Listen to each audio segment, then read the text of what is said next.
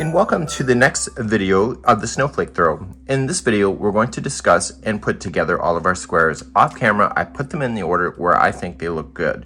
So you have to determine what you're going to do. Because I use different colors here, I'm just going to wing it. Now, if you did color strategy, just follow the example that you will see in the picture. So what we have here is that you'll notice that Jessie has strategy. So see this corner here and see this corner, it's not the same. So what she has done, and you can look for the stitch mark, or sorry, with the ending, and you can just rotate this so that they all kind of match each other. So you see this here. So you're going to want to go through and make sure that those all look similar to each other. So up here, here's the corner here. I'm going to rotate it like this.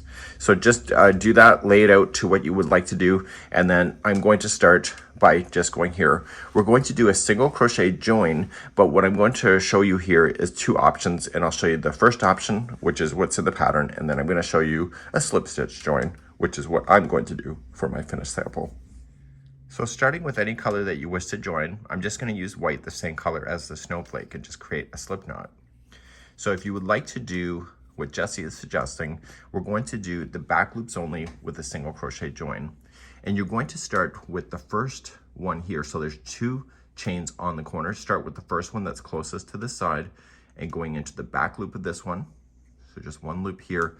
And then you're going to go into the back loop on the opposite side over here. Okay, so this one has to come up here. And then you're just going to use this strand and do a single crochet join. So just pull through and then pull through two. So you don't really have to count anything because the stitches should match each other. So back loop of this one, and then the next back loop of this one, and you're going to single crochet.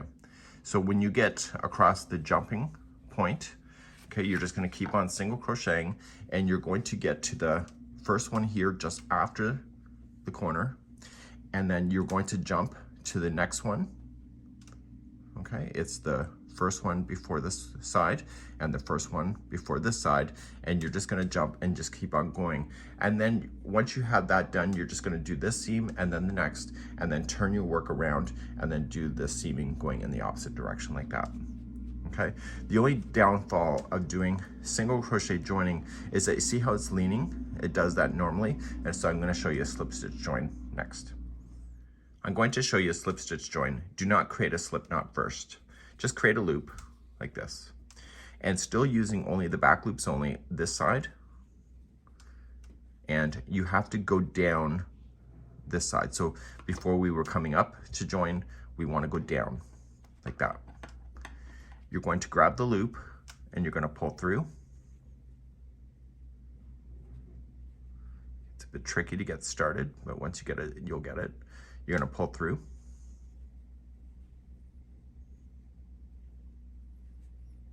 Now that you're in, you're just going to pull through like that.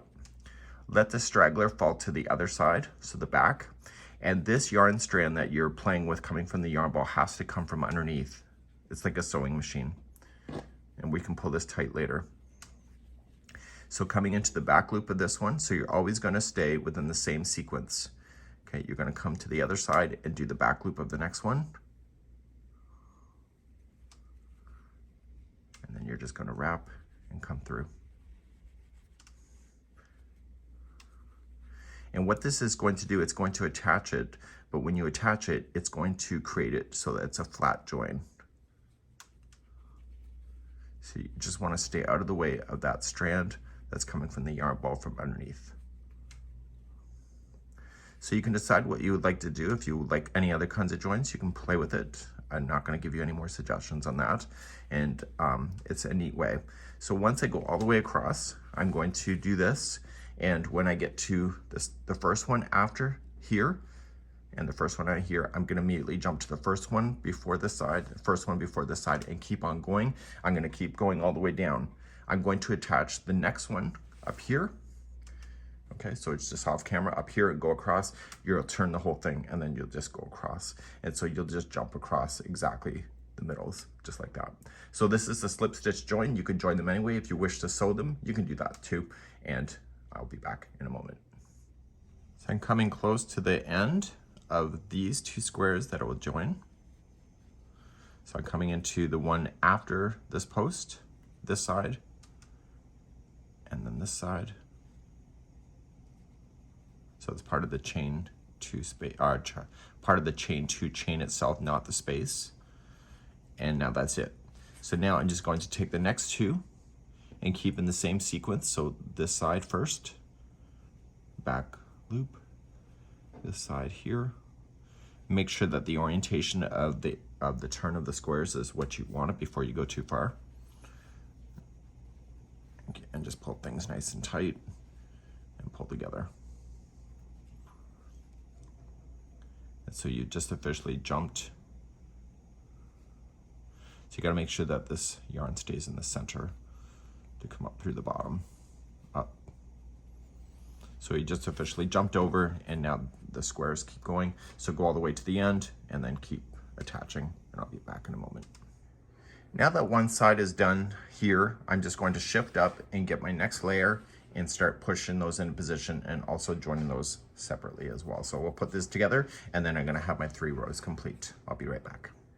So all my lines in this direction are done. So now I'm going to start in the next direction. So I just turned, and I'm going to do all the seam lines then going this way for that. Again, do not create a slip knot if you are doing my kind of joining of the slip stitch join. And what I'll do is that I'll see you back here in a second as I show you how I'm going to jump over top of this right here. So I'm about to jump over, and so I'm in the chain 1 space on this side that was closest to this here. I go right over top, and I get the chain 1 on the other side here that is closest to this side, because the other one already has this vertical here. And then I'm going to get the other chain 1 over here.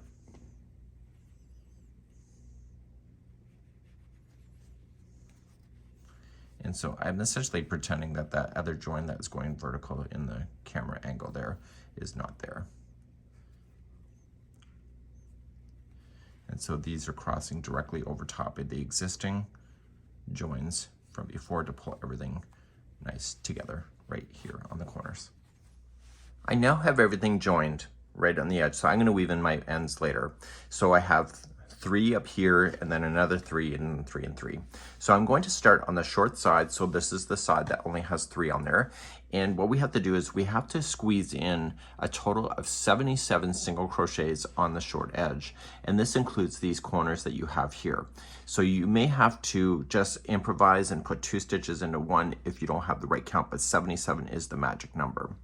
So as you're going to begin, we're only going to start within the corner itself and using the color A, and we want to join with a single crochet into the same space. Okay, so right here. So we go right into the space, and we're going to join with this single crochet, and then we're going to single crochet again. So there is the number 2.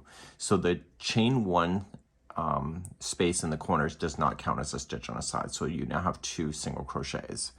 So in the first round here, we only want to use the front loop. So in here, there's always 2 strands, and we're only going to use the front loop that is closest to you. Okay, so we're just using the front only, and we're going to single crochet. So I need you to go all the way across and squeeze in a total so that you have 77 of these single crochets, which includes the the 2 single crochets that will be on the other corner as well. So what I would like you to do is just start counting, and if you have to put 2 into the same one, then do it near the middle of it so that it looks balanced and it'll work out in the end. So I've just come all the way across on the front loop, so in the corners I'm right into the actual space itself. So you can see how this is going to work. So now you're going to turn your project and do the long side, and it's imperative that you hit then 102 stitches all the way across. So after you've turned, just chain 1, that is your corner, and put 2 single crochets in there. So there's 1 and 2, and continuing on the front loops only, just go across and start squeezing in 102 single crochets across. It's really not as hard as I expected it to be. So just single crochet across. So just start counting. So 3, 4, and 5, and I'll see you at the next corner in a moment. I've just come along the long side, so I'm going to turn my work. So I'm going to chain 1 and then 2 single crochets into the corner again. And do you remember what the short side was? It's 77. So the 2 that I just put in plus the others should give you a total count of 77 across. You'll get then to the next corner, you'll chain 1 and then put 2 into the same corner, and then make sure that you still have 102 stitches along the long side, and this will take you right back to the very beginning. And that's where I'm going to see you in just a few moments. So I'm continuing to where I had started, and I'm going to be 101 and 102. So I'm going to chain 1 and I'm going to join it to the first single crochet that I started with, and we need to fasten off. So we're going to be doing something that I've rarely ever see in patterns, which is neat for this one. And we're going to restart this white again, but we have to start in a different position so that we get it right. So the next round is actually going to be on the same round, but we're going to be using the back loops only, and it's going to create this layer to be textured. And if you did the single crochet join, you'll see that it will match the formulation for that. So we're going to continue along and move on to round number 2. For round number 2, we just have to watch the counts. The short round side will have 78 single crochets, and the long side will still be 102. And we're going to cover that when we get to that particular moment. So what I want you to do is that pretend that this does not exist, this last round we just did, and just kind of separate things out here in the back side. And we want to play in that same space. So just move things out of the way. Okay, and you're going to go into there, and we're going to join it with our first single crochet. Okay, so we have 1, and then it says to put 2 more into that same space. So 1 and 2. Now, we're going to use the back loops of the existing squares only. And if you look to where you had placed your stitches before, you're going to notice is that there's back loops that are clear on all of these as you go all the way across. So it's basically 1 stitch to 1 stitch. The difference is that your corners will be 2 single crochet, and then we have chain 2 and then 2 single crochet, or sorry, then 3 single crochet. So let me just reiterate that. It's going to be 2 single crochet, chain 2, 3 single crochet. So the reason why that we just put 3 in here, we need an unequal balance then on the short side only. So when we started this one here, we now have 3. It was 2 before, because we need that stitch to hit 78 stitches instead of 77. Now looking at the blue here, we want to use the back loops of those existing blue. So you can just turn it over and start right there. And so you're going to just go into each of the back loops only, and you're going to single crochet across. So it's exactly what you just did before, and this is going to make it stand off on its own. Okay, so when you go all the way across, including the joined sections, just do it in the exact same stitches where you did it. So when you get to the next corner, you're only going to put 2 single crochets into the first part, and then we're going to chain 2 and then turn the corner. And I will see you there in just a few moments. So I'm coming along the short side, and I'm going all the way to the end here. So there's no more stitches left. So what I need to do is see the corner here. I'm just going to help separate it. And in this corner, we're going to put in, just grab that chain work itself, and you're going to put in 2 single crochet to start, chain 2, and 2 single crochet. And the reason why we never did the 3 single crochet is that we only do it at the start of a short side. So continuing along, just follow it up, and you can just turn it over and to find it. So just kind of look where things are, and you can find the first back loop only, and just single crochet across all the way to the next corner, where I'll meet you there in a moment. So just double check and make sure that you're on the right stitches going across. I'll leave one more tip for you. Sometimes these corners, when you put them in, can hide the first stitch right here. So make sure that after a few of them, you just double check. And so I just double checked, and if it's in the way, just kind of pull things out of the way to access the first back loop of the very first one here. It's kind of harder to tell when the layers are involved here, but once you get the first one, then the rest just fall in line. So I'm coming out to my next corner. The short side is the next one. So just peeling it back, just kind of separate things out.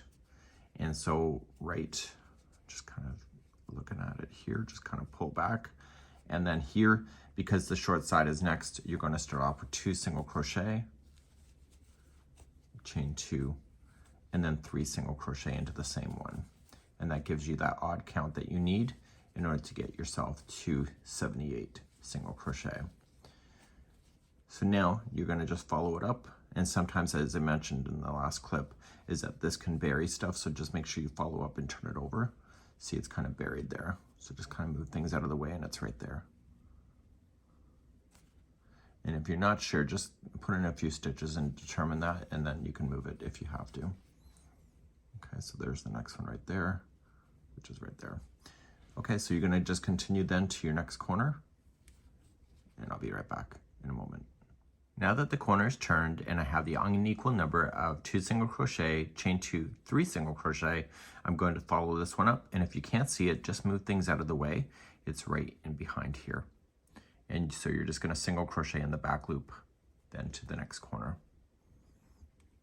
So you'll be able to tell after a few stitches here if you've got the right one or not, just by just peeling it back and double checking. Okay, so there you go. So you got 1 and 2 and etc. So go all the way across to your next corner, and I'll meet you there in a moment. So I'm now approaching my next corner. I just separate things out. So this is the short side now going to the long side. So when I peel back, it's only going to be 2 single crochet, chain 2, and 2 single crochet. And then again, I'm looking for where this comes up. It's right there. And continuing along to where we started this journey just a few moments ago. So now I'm just going to continue along, and I'm going to finish this up. So I'm just coming all the way around. When we started, we put in 3 single crochets right into the corner. So to finish this corner, we just move stuff out of the way. It's tight, and you were going to put in 2 single crochet to start, followed by chain 2 and join it to the first single crochet that you started with. And we want to end this yarn today, and we are going to completely fasten off, and next time we join you in the next video, we'll start off with a brand new color. And so what you've done today is you put your squares together, and you got the first 2 rounds of your border done. I'm going to damp block this just to make sure the shaping is right, and then I'll be back again in the next video to continue your journey. We hope you're having a good one, and let me know how you're doing in the comments. We'll see you. Bye-bye.